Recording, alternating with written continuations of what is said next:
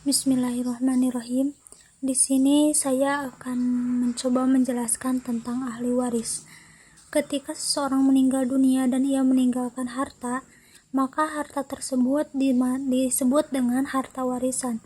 Dan harta tersebut harus dibagikan kepada orang-orang yang termasuk dalam keluarganya yang disebut dengan ahli waris.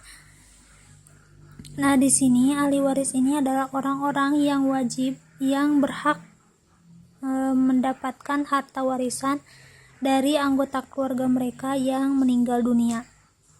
Di sini bisa kita lihat ini ada mayitun atau mayitatun dalam artian orang yang meninggal dunia, entah ini adalah laki-laki ataupun perempuan.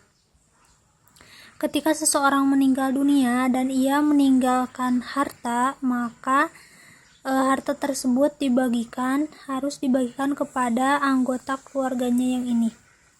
Baik, akan saya jelaskan satu persatu. Jika orang yang meninggal tersebut adalah seorang istri, maka jelas untuk ahli waris yang pertama adalah suaminya atau zaujun.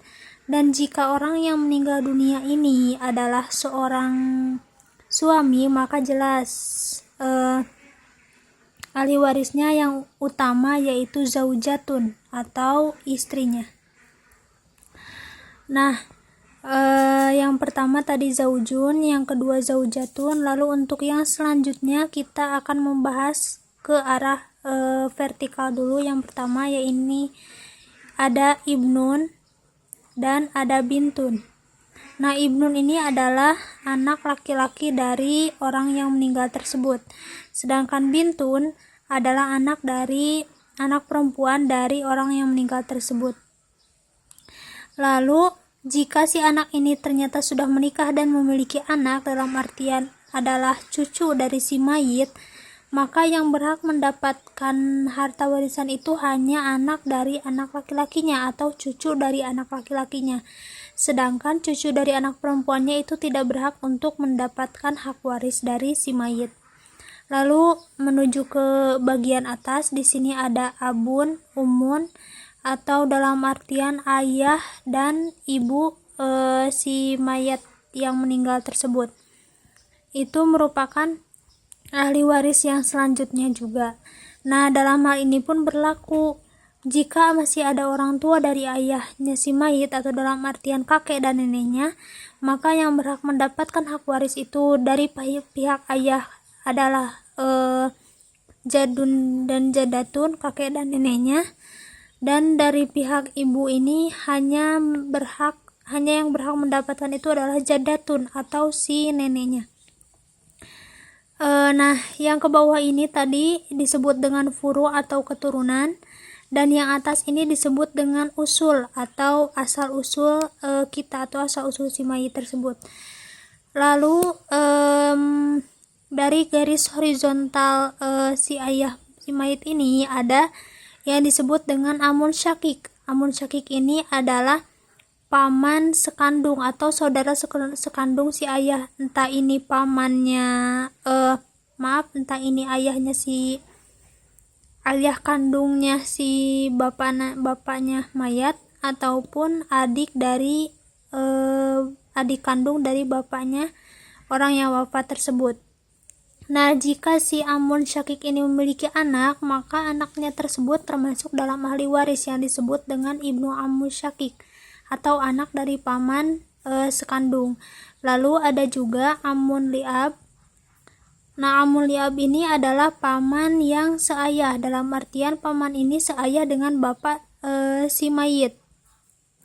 Dan jika si paman ini memiliki anak, maka anaknya tersebut termasuk dalam ahli waris yang disebut dengan ibnu ammi liab atau anak dari paman seayah.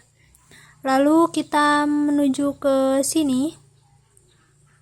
Ini ada akhun syakik dan ukhtun syakik atau saudara laki-laki saudara laki-laki kandung dan saudara perempuan kandung dari si mayit tersebut. Dan jika salah satu dari akhun atau ukhtunnya ini memiliki anak, maka yang berhak mendapatkan hak waris hanya anak laki-laki dari saudara laki-laki si mayat tersebut. Nah, di sini juga ada akhun li'ab atau ukhtun li'ab. Ini adalah saudara laki-laki atau saudara perempuan seayah dengan si mayit tersebut. Nah, jika salah satu dari akhun li'ab dan ukhtun li'ab ini memiliki anak, maka yang berhak mendapatkan hak waris hanya ibnu akhun li'ab atau anak dari saudara laki-laki seayah si mayit. Lalu jika yang ditinggalkan adalah seorang istri, maka yang berhak mendapatkan hak waris adalah akhun li ummi atau ukhtun li ummi, saudara laki-laki seibu atau saudara perempuan seibu si zaujah tersebut. Itu adalah ahli waris yang termasuk dalam kategori keluarga. Lalu di sini ada mu'atik atau mu'atikoh. Ini sudah tidak ada di zaman sekarang, karena ini merupakan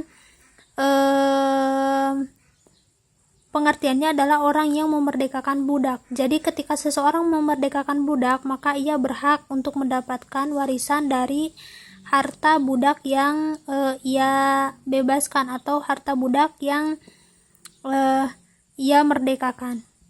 Mungkin hanya itu yang dapat saya sampaikan, kurang lebihnya saya mohon maaf. Wassalamualaikum warahmatullahi wabarakatuh.